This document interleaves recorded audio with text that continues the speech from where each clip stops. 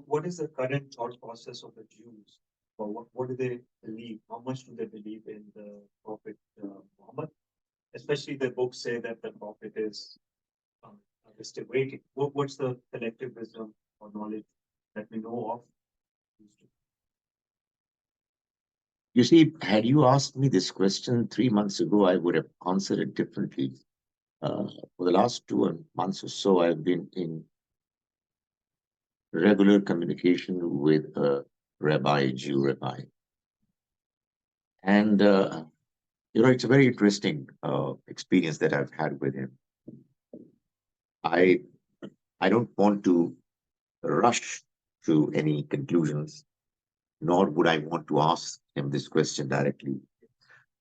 But what I find very interesting is that he's a good person, actually. That he's a lot of respect for the Quran, the Prophet, and Islam. So you're asking me the official stance of the Jews? They don't believe. They do neither believe in the last prophet, nor do they believe in Jesus Christ. That's the official formal position. And that is why the Quran tells us that with this kind of a position, they are condemned for until the day of judgment, unless they change. But obviously within that group, as I said, there are people who can see that this message is making sense. Actually, the way we operate is that 1 week he speaks about a certain topic, and the next week I speak from an Islamic perspective on the same subject. And I mean, he's a genuine person, and each time when he hears our part of the story, his response is very positive, overwhelming. So honestly, I believe that no matter what the formal stance position of the Jews, we should stick to our task. Convey, deliver the message to others, listen to what they're saying, be honest and open in the discussions, and let the Almighty decide. As I said earlier, in my opinion, we have no right to describe any human being of our times as a kafir. Because a kafir is a person who knows what the truth is and yet is rejecting it. I have no way of knowing, no source that could tell me that a certain person knows for sure that this is the truth from God and yet is rejecting it. You see, when you reject something, you are negative about it. Somebody is respecting it. It's not rejection. It's not the ideal way of dealing with it. But I'm sure that a person who says that, there's a lot of merit in what you're saying, and yet finds himself not quite as strong to openly acknowledge, I'm sure he is not somebody who is going to be condemned by the Almighty. So that's what they are. But honestly, what happens is that when you belong to a certain religious group, that's unfortunate, and it's true for Muslims as well, that your collective opinion, narrative, it takes over. It influences you. You're not able to speak out your heart, your mind. So that is what happens, when you become a part of a group. That's why sectarianism is so bad. Your independent thinking, honest probing is negatively affected. Seems like there's more of a social pressure. That's right. That's right. Also, there's some Jews there. That's right. I feel like they respect Islam. And honestly, we should not insist that they should openly accept unless God gives them the courage to do so. I think that's true with the case of others too as well. I mean, there are people amongst Hindus as well, Christians, who are impressed. I think I would tell them that if you feel inclined, Just start saying your prayers by locking your door and don't let others know. Find the strength through your relationship with the Almighty. And maybe one day when you feel that uh, the time has come when you can make the announcement, make it if you feel like. But it has to be gradual. So I have a teacher, Dr. Len Tishler, too, when I visited with the office hours, and he put up the written translation and Arabic version of full prayers that we do. That is its prayer. Says I say this prayer, and we pulled out the prayer, his prayer, put it on the table twice a day. So, and he wasn't kid. He was 60 years old at that time. He's 80 years old. But he said he believes that what we are taught, or what God is. Yeah. The prayers may be a slightly different. But what God is the same. Actually, in my discussion with this rabbi, Closed door. Yeah. No need confidence. He can Yeah. now.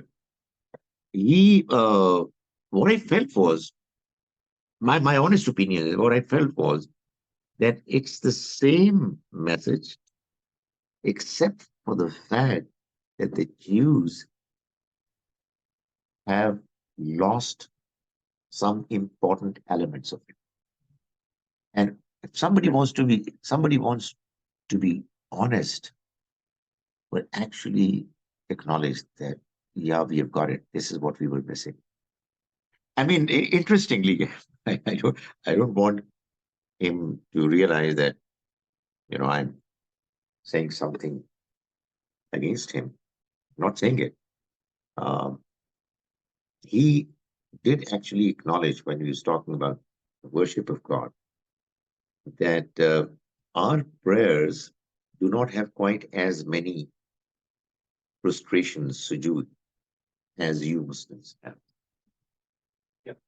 And then he said something else. It's probably because he said we used to have more, but then later on, some of them were given up. And this is probably because the Jews saw that the Muslims are doing lots of prostrations. So let's look different. This is coming from a man who's very honest. Has to be honest. Yeah. I was listening to somebody, and it's very interesting that you're talking about this. That one of the fundamental things that Jews lost when when Prophet Muhammad went through them and taught Islam to them, and eventually they lost the concept of the hereafter. And that when you start Surah Baqarah, you hear that the believers are the ones who believe in so and so, and they believe in the hereafter. They do pray, they do believe in one God, even fast as well. But the one concept that they really went away from was belief in the hereafter. I don't know if that's something that you think is the fundamental thing that divides us, or separates the concept of Islam from. This is a very interesting thing that you mentioned. The first meeting that we had, we were two, myself and Dr. Shahzad Salim. Later, he left this group because he was busy. But it's very interesting. When we are talking about the possibility of, topics, which of the topics that we should talk on, Dr. Shahzad suggested to him, we'd like to hear from you on the life hereafter. And you know what he said? This is a very difficult topic. And I said to him, jokingly, I said, he's a very clever man. There is a reason why he asked you. But he did not. Yes. He did not. He agreed to speak on ethics. Well, he started with marriage and divorce in Judaism, in amongst Jews. Then we talked about worship. We talked about ethics, and now we're talking about another topic. But he actually shied away from talking about life hereafter. Very interesting. Yeah, that's what I've heard from his. This is where they wanted to become different, because they love laws, right? They love the laws as ethics, values, laws, jurisprudence. But when you get to the topic of hereafter will not get free. Yeah. They don't have a lot on it. Yeah, it's very They're strange. limited with Very strange, yeah. I mean, in our case, it's all about hereafter. So, hereafter based, that's right. I have a question Right. about, so you were talking about Surah Tawbah and the three categories of people. The third one that you were focusing on, and then how Prophet Sallallahu Alaihi Wasallam let them, those people be, stay back, and for the harvest and everything. Does Surah Tawbah then talk about that? Yes, that wasn't something that peace be upon him should have done. What was the thing that he should have done instead? Do we know? Yeah, that's right. It's very clear. He should not have accepted their excuse and should have forced them to go. Force them. Oh, yeah. That's one of those occasions when there were no exceptions allowed, except to the people who were not able-bodied or who didn't have Yeah. the means to travel. That's right.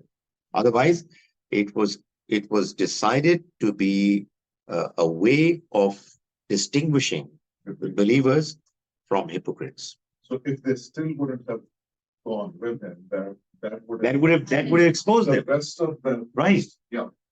So rest of the people would have figured out that we Absolutely. are truly those. Yeah.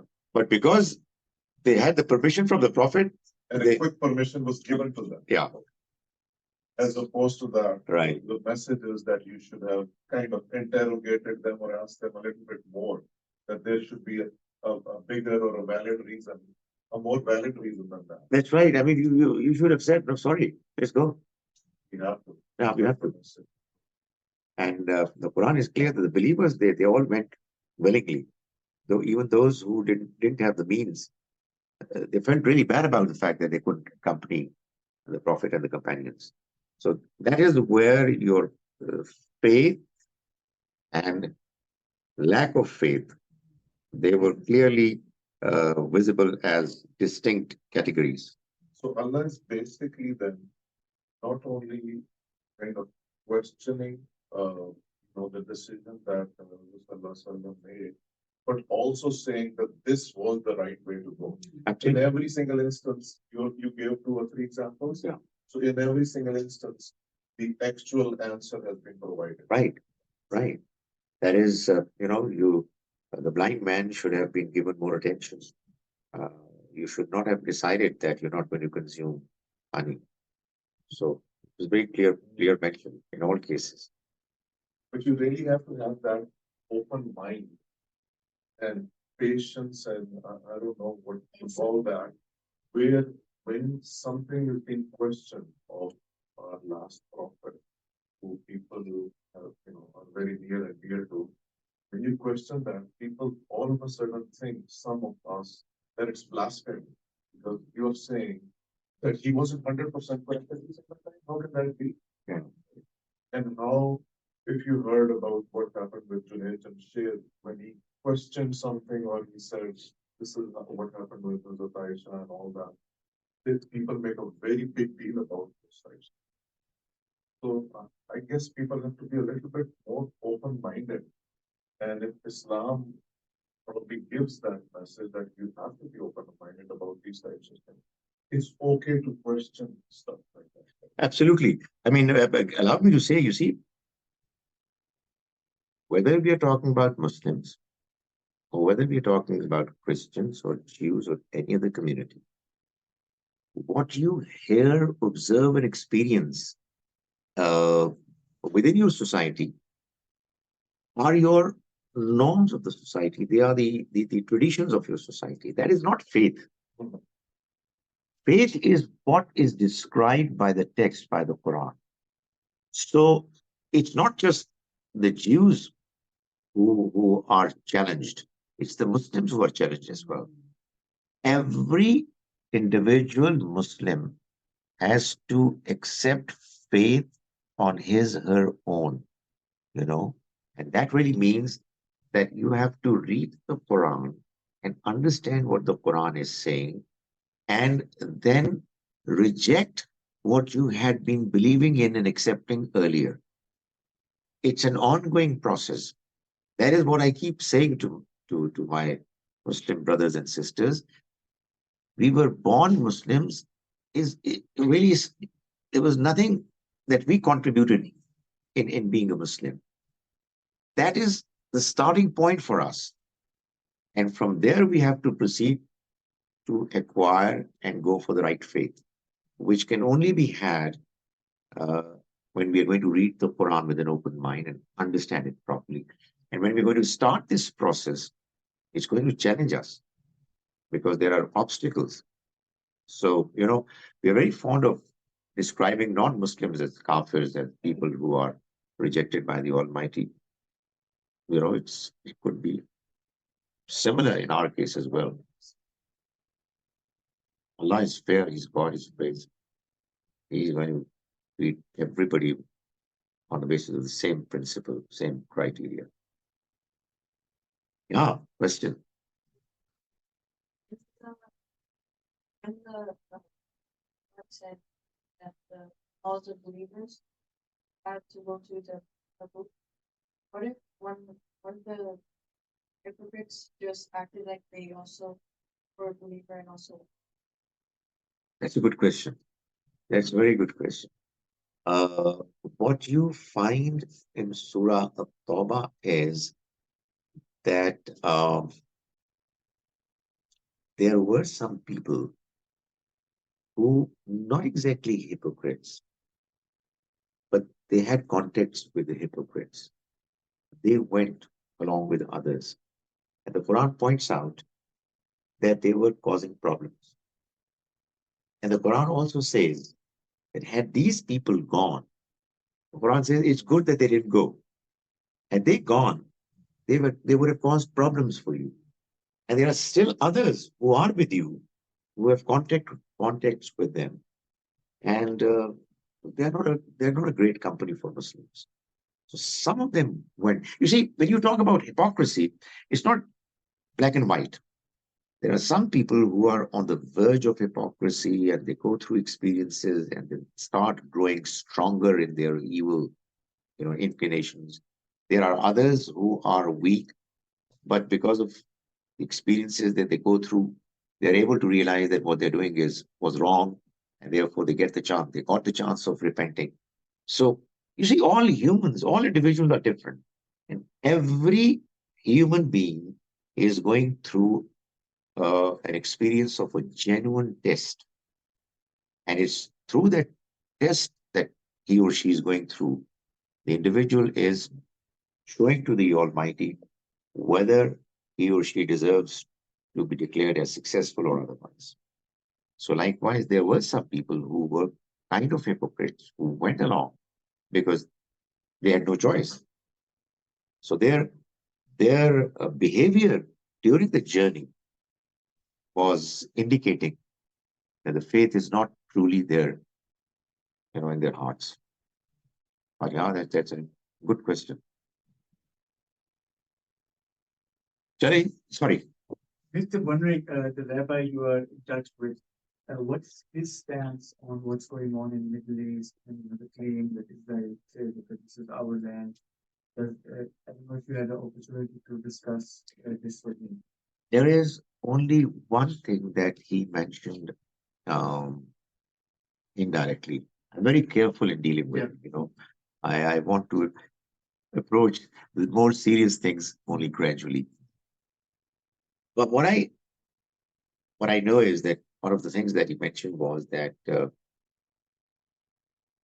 Jews and the Muslims were coming close. Had this incident not taken place, they would have made more progress. He was actually talking about, the Jews coming to the UAE and probably Saudi Arabia as well. And it was because of this unfortunate, happening that process has been stalled. But I'm a little hesitant talking to him in more detail and more frankly about this particular subject. But there are many Jews we know that who condemn it. Yeah, I think it's the aspect of humanity. Every religion Yeah, has humanity. that's right. It's going, That's right. Really crucial. Yeah. Last question. When you spoke about Divana Thomas, can't we look at all of those events that you described, yes, as part of Allah's plan. Everything was happening according to how it should have. Once I had contact, training process. Can we not look at all of these events? Allah's grand plan, the timelines for the system. That's true. That's very much so. But I would add only one more element to what you've said. The grand plan of the Almighty includes this fact possibility that whatever his grand plan is, it gets realized through independent, not forced, independent decisions of individuals.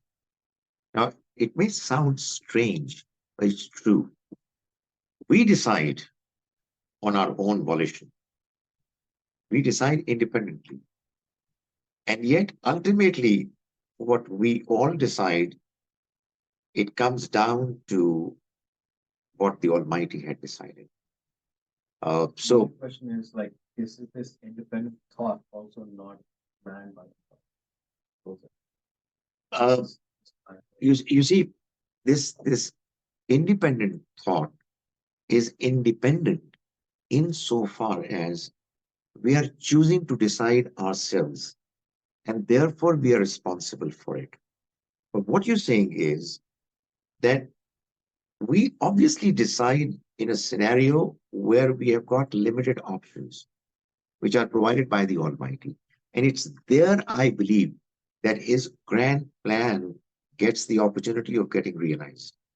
So he does what he chooses to do, but he also allows people to choose on their own. Now, it appears very complicated, but honestly, we go through experiences in life which lead us to believe that that is how it's happening. We are deciding on our own, and yet it happens that God's decision gets implemented. Honestly, it sounds strange, but it sounds strange because it is beyond our capacity to absorb, but it's a reality. That is what that's really what normally is discussed under the category of free will and predestination. We've talked about it in one of our earlier sessions. Last three lectures were mostly about this. Yeah. The answer is. Well, yes, we tried to understand it, and I just gave this example that some people have dreams which come true, and what comes true is not forced upon people to do; they just choose to do, and yet it's dreamt before it happens. So the Almighty just wants to tell us, "Wama utitum minal ilmi illa qalila." You've got very little knowledge. I know beforehand, and yet what you do is what you do independently. That's been so in Prophet Muhammad's seerah as well, all his life. He's been able to, like you said, make choices by himself. And Allah shows that, proves that, I think, through that he had the choice to maybe ignore the blind person or to accept him right away and say, no, I need to take I want to listen to what he's saying. So he did make that choice, but did Allah plan to put it in the Quran already? That is predestined probably, but Prophet Muhammad had that choice, as you said, to make that decision on his own. I think that particular incident or many other incidents prove that he's made those, not mistakes, those decisions which according to Allah would have been better or would have been another way, and they're part of the Quran and Islam for us to learn from. That indeed we do have the choice to make that decision and then be okay with it. Right. And the way we explain it is that, you see, even as somebody who is sincere and well-meaning, you can sometimes choose to decide what is not ideal, which is not exactly according to the Almighty's plan. So that probably is a good message for us. We have to have good intentions. That's about it. We don't have the privilege of direct intervention from the Almighty. But I think it's important that those verses should have been there, Yes. because otherwise it would all be mechanical. Mm. And honestly, it would be, had it been all mechanical, it would be very confusing. And allow me to say, honestly, the respect for the Prophet ﷺ that we have comes only because we know that what he did on his own. He was not forced, and he was not doing all this mechanically, which really makes him great. Absolutely. He was not forced. Human. Yeah. He was doing it on his own. And yet what he was doing was great. So we, in one of the previous, I think last lecture, we had discussed that the first surah says, show me the path, the righteous. If you believe in that, then you have to believe that we are bound to go either way. Yeah. That's why we pray for the right path. Absolutely. So that shows that we have free will.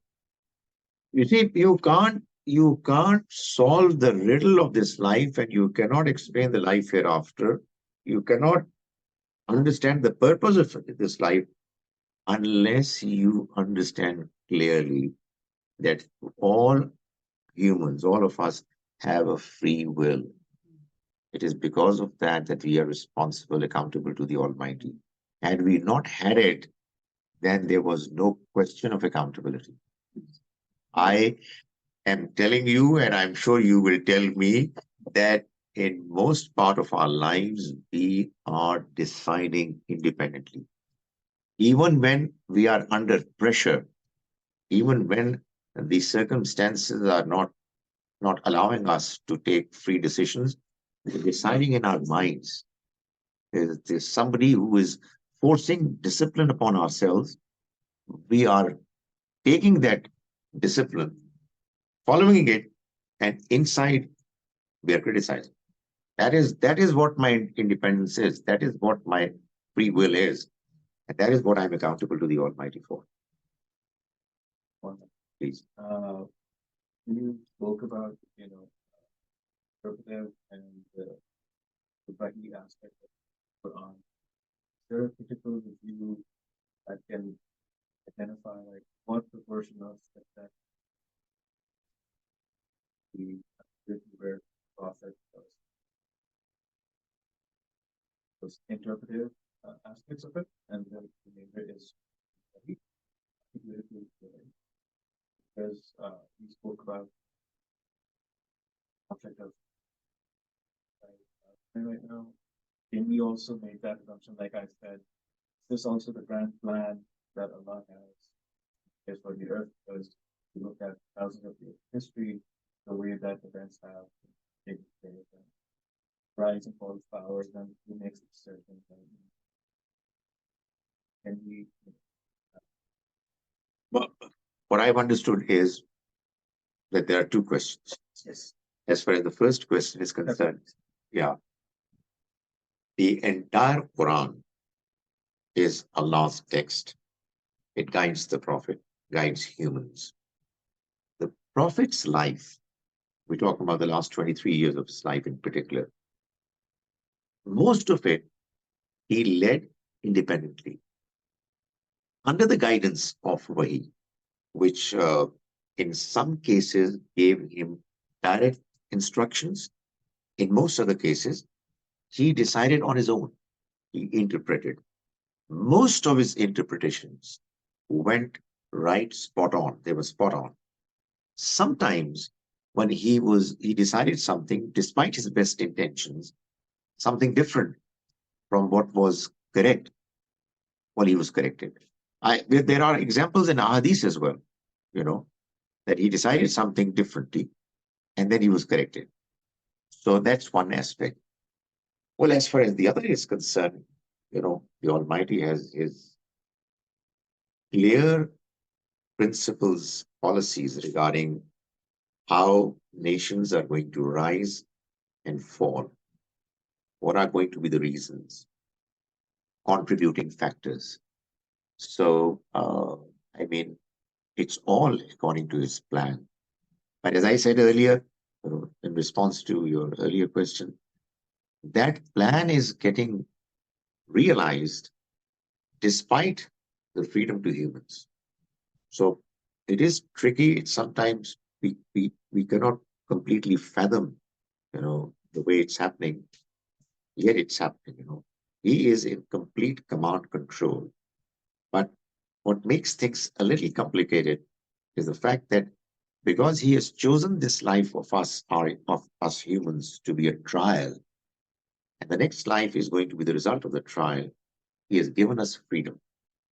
And we are free agents. And yet our freedom is limited by the constraints of the circumstances that he has decided for us. So that's how it keeps going.